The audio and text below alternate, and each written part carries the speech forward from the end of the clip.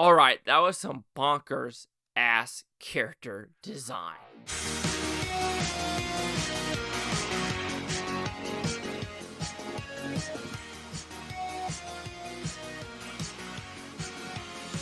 Chase Lee Hockey here with the Blue Futon reviewing Arcadian. What's about? Pretty simple premise.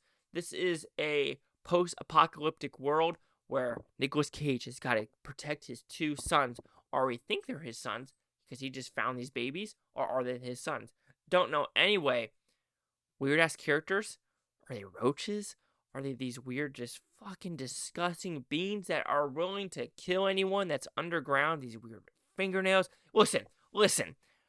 This character design is fucking bonkers. The movie itself is an hour-and-a-half movie of them trying to survive, of guns blazing. We have some love interest going on because there are 15-year-olds in this movie and they don't know what, they love each other. But then we have a brotherly dynamic of them trying to get along, or do they actually get along? But they're just very different. One is more energetic, one is more, outgoing, while the other one wants to study what is actually occurring. So we do have that brotherly hate-love relationship, and it does enhance the story, and with Nicolas Cage trying to do his best to it. So the first 45 minutes is a slow burn of you trying to figure out what is occurring, these different farms, where they're actually located, and the last 45 minutes is trying to survive the shenanigans, and the shenanigans is fucking bonkers. Yes, you can tell this is a low-budget movie, absolutely through and throughout, but what these I'm just going back to the character designs, and it's just nothing you have seen before. And it's either going to bother people because you don't understand what these characters are, or what these, creatures are, and how they can do what they do, or what they actually are trying to do. And there are some scenes where it did bother me because you do these weird fucking shakeouts, and I don't know why or where it came from.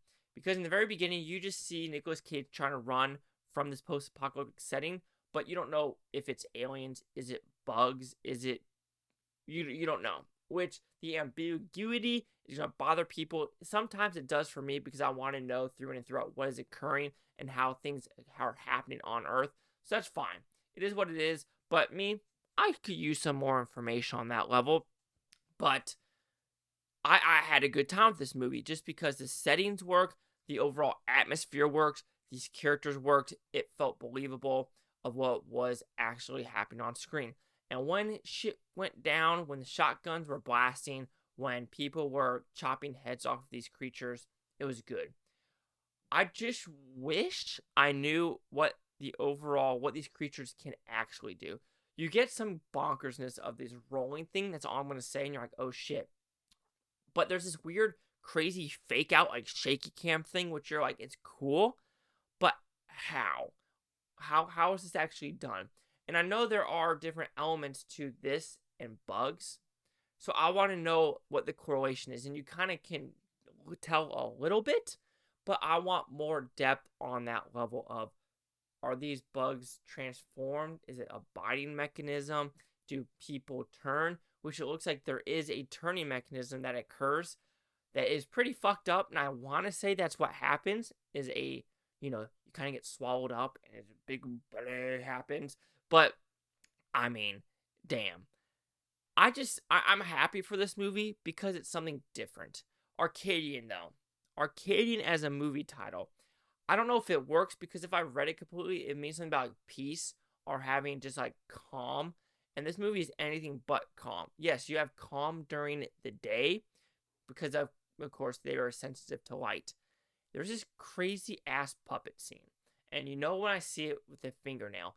And that's the thing. There is so much good, energy when it comes to the tension and the suspense and the horror of this movie. But there is a time and point where I go, what can't these characters do? Or what can't these monsters do? That the unbelievability-ness can be a little bit too much for some people. Especially a fingernail scene. But when these characters are introduced, it is pretty awesome about this one just creepy scene in a trench. And you're like, okay, that raised some goosebumps. And I thought that was shot extremely well. So overall, Arcadian, I was shocked. I was shocked on the craziness of it. Because I was afraid it's going to be one of those movies where it's like, there's monsters in the shadows, but you don't see the monsters. Here, you see the monsters. And I think that enhances the story, because if I couldn't see, like, if it was more of an Antlers, which that's a Jesse Plemons movie, which you could kind of see what's happening in this attic, kind of not. But but that one had more of a budget and a bigger director with Scott Cooper. But this movie, if you could find it, I would recommend it. However, it's far-fetched, it's odd, and I can understand how some people just might not like it because of the weirdness of it. So Arcadian will receive a 4 out of 5 with Futons, which equals at 80%. So see the critics and user scores gave this one. So you have critics at 85% with 66 of them. Audience score at 46% with fewer than 50. Critic consensus. Led by a trio of strong performances, Arcadian blends family drama and post-apocalyptic horror to visual, emotionally stirring effect. Man, I have to agree. I like this one. I'm with the critics on this one instead of the audience score. So 85, 80, 46. Cheese like here with the Blue Futon. Like, comment, subscribe. One of the things Futontopia. You Blue Futons think of a great day. Not for stay tomorrow, week, from a month, or a year, for hours. You go freaking one of you. And what do you think these bugs are? Or these creatures are made of? Let me know in the comments below.